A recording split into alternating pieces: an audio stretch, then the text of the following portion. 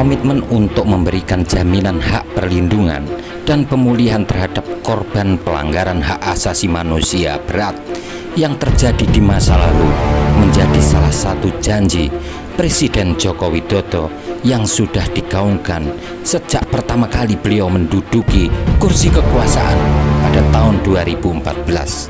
Tapi nyatanya kasus-kasus pelanggaran HAM berat seperti peristiwa 1965, Tanjung Priok pada 1984, Talangsari 1989, Trisakti 1998, Semanggi I dan Semanggi II, serta beberapa kasus pelanggaran HAM berat lainnya sampai saat ini masih menjadi utang pemerintah kepada masyarakat Indonesia.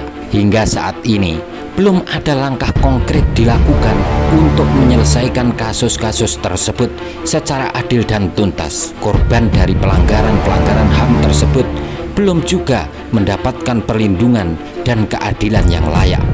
Ada beberapa alasan mengapa kasus pelanggaran HAM di Indonesia sulit diselesaikan dan para korban sulit mendapatkan keadilan.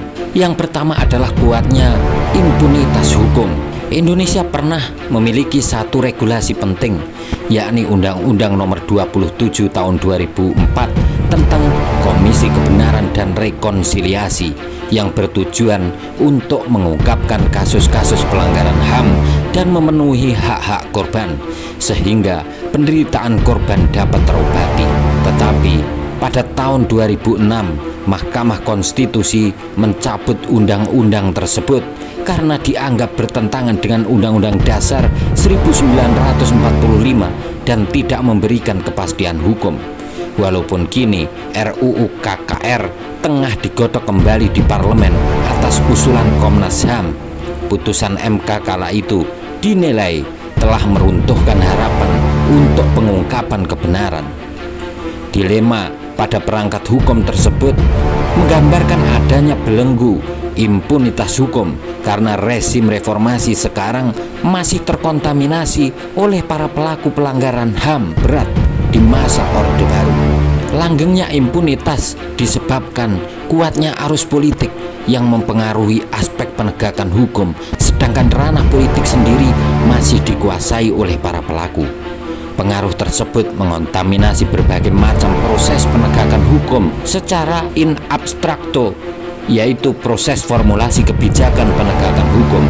Inilah salah satu yang menjadi tembok penghalang pengungkapan kebenaran dan keadilan terhadap korban pelanggaran HAM berat di masa lalu yang turut memperkokoh benteng impunitas terhadap para pelaku. Untuk menerobos impunitas tersebut, peran masyarakat sipil perlu diperkuat untuk mendorong dan mengawasi pembahasan RUU KKR yang tengah berjalan di parlemen.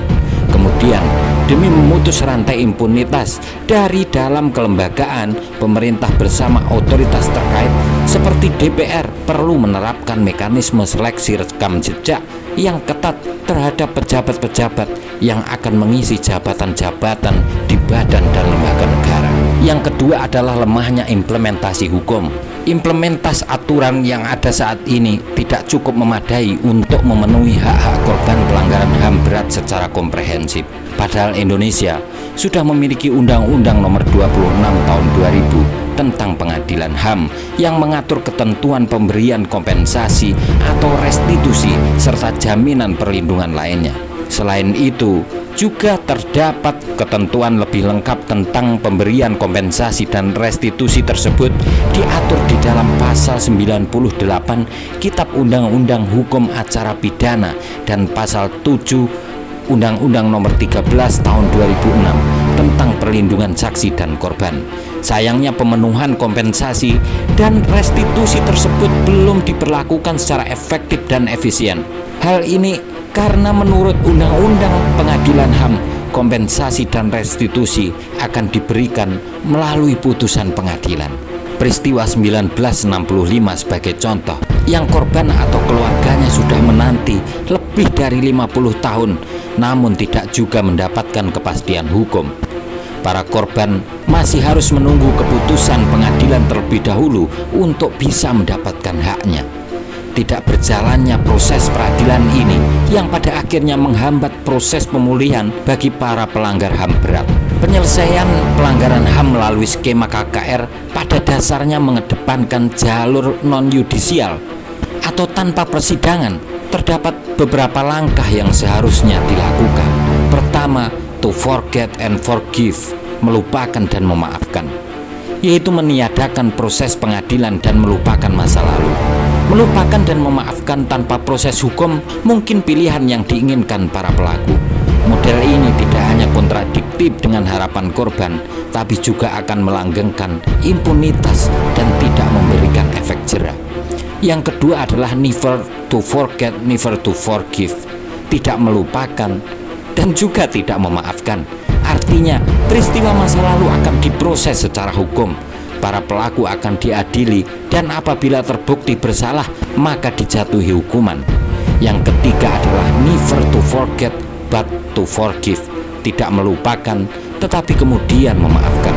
Artinya kasus diungkap dulu sampai kebenaran, kemudian pelaku diampuni. Model ini bersandar pada proses kompromi. Pemerintah seharusnya mengambil model kedua untuk mengadili kasus pelanggaran HAM masa lalu, karena bagaimanapun juga Indonesia adalah negara hukum. Peradilan HAM merupakan sesuatu yang mutlak harus ada sebagai bentuk keadilan yang nyata. Sementara itu, jalur non-yudisial sebenarnya lebih mengarah ke model pertama. Hal inilah yang ditolak oleh banyak pihak, terutama para korban dan keluarganya. Walaupun pemerintah mengendaki jalur non-yudisial, yakni melalui KKR, pemerintah harus tetap terikat pada prinsip-prinsip umum yang diakui secara universal, yaitu kewajiban negara dalam penyelesaian pelanggaran HAM dengan pemenuhan terhadap hak untuk tahu, the right to know, sebagai landasan dalam pemberian pemulihan korban, the right to reparation, dan penegakan pertanggungjawaban melalui penuntutan hukum guna mencegah berulangnya pelanggaran HAM. Selamat berjuang Indonesia.